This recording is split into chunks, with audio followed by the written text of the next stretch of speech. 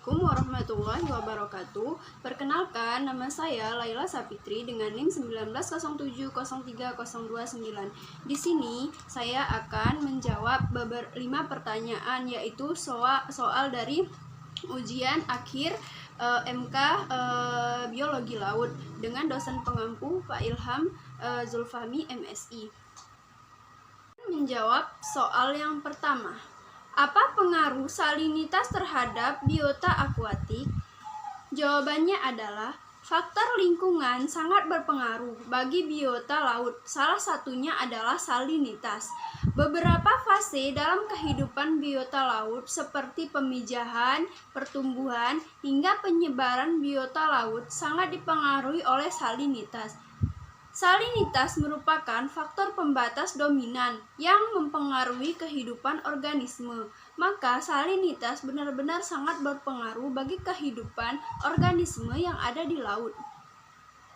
Salinitas sangat berpengaruh terhadap pengaruh osmosis pada hewan akuatik.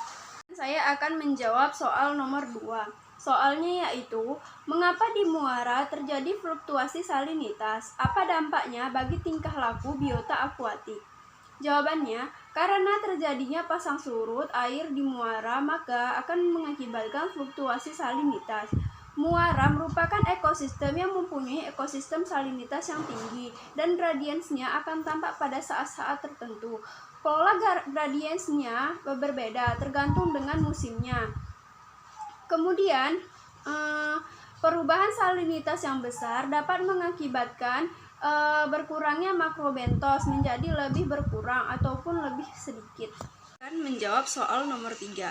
Apa dampak dari El Nino dan La Nina?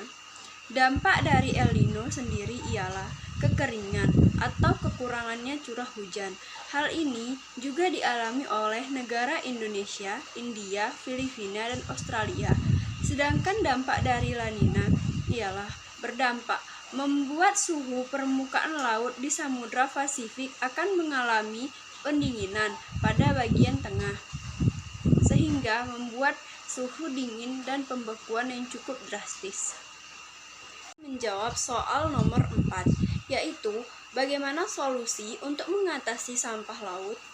Solusi dari pencemaran sampah laut dapat berupa pengurangan penggunaan sampah yang sulit terurai, misalnya seperti plastik, perbaikan pengelolaan sampah dengan memperhatikan komposisi sampah, memproduksi barang-barang yang ramah lingkungan secara massal, membuat kebijakan pencegahan dan penanganan sampah plastik di laut secara internasional dan nasional, serta membuat upaya penyuluhan atau pelatihan kepada seluruh masyarakat Indonesia mengenai penanggulangan sampah dan memberikan sanksi yang tegas kepada orang-orang ataupun siapa saja yang membuang sampah sembarangan, dan untuk mengupayakan penanggulangan sampah plastik yang susah terurai agar dapat dikelola dengan baik untuk dapat mengurangi sampah-sampah yang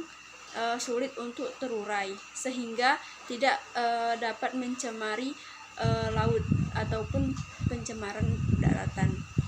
Saya akan menjawab soal nomor 5, yaitu mengapa plankton disebut sebagai produsen primer perairan dan bioindikator. Karena plankton memiliki kemampuan untuk dapat berfotosintesis serta dapat menghasilkan senyawa organik.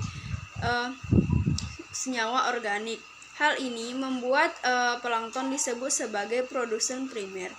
Plankton disebut juga sebagai bioindikator karena memiliki tingkat kepekaan tinggi terhadap adanya pencemaran terhadap air. Hanya ini saja jawaban dari saya, dan saya akhiri dengan wassalamualaikum warahmatullahi wabarakatuh.